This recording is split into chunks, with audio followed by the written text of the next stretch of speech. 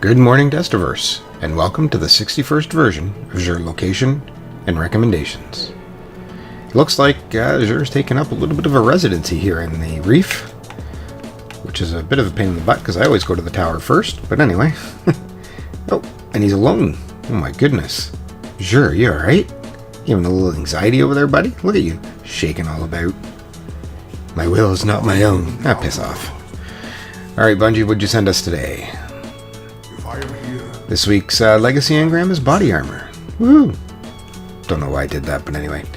Alright, for the Titan, we have the Eternal Warrior, which is the creepiest looking helmet in all of the game. Absolute Unflinching Resolve. You gain Unstoppable for Fist of Havoc, so in your Titan Smashed here, you get the Unstoppable perk. For the Hunter, we have the Knucklehead Radar. You can see the point, right? Who wants to team up with one? Radar remains visible while aiming primary weapons. There are many weapons in the game that already do this. So, Third Eye is one of my favorite perks, but I don't believe it's worth having an exotic equipped for it. The Impossible Machines for the Warlock. The dead come for these, but the dead should not have them. Comes from a crumpled note pinned to the clasp. Anyways, it grants landfall for the Stormcaller, and landfall's a great perk to have. Just, again, I don't know if it's worth using an exotic on sometimes, but it's good to have. If I was going to buy any of these three, that's the one I would buy. The other two I would leave right where they are. And of course, the weapon here, as you can see, is the Suros regime. Nostalgia as a weapon of war, style as a hallmark of victory.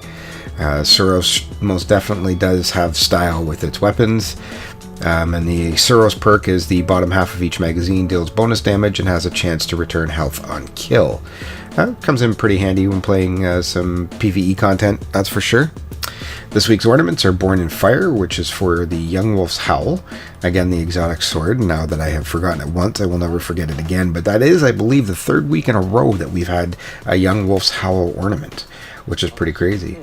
And I have enough of these, the Shock Hazard from the Zolo Supercell. I've had a couple of those from my little packages there. And then, of course, you have the regular stuff, your Glass Needles, 3 of Coins, Heavy Ammo Scents, Green Goo for your Sparrow, Baby Blue Goo for your Sparrow, and, of course, Motes of Light.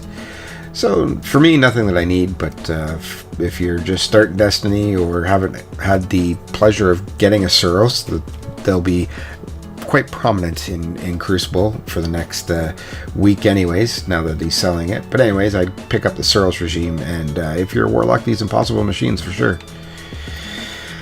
Well, there you have it, folks. Down and dirty, quick and out.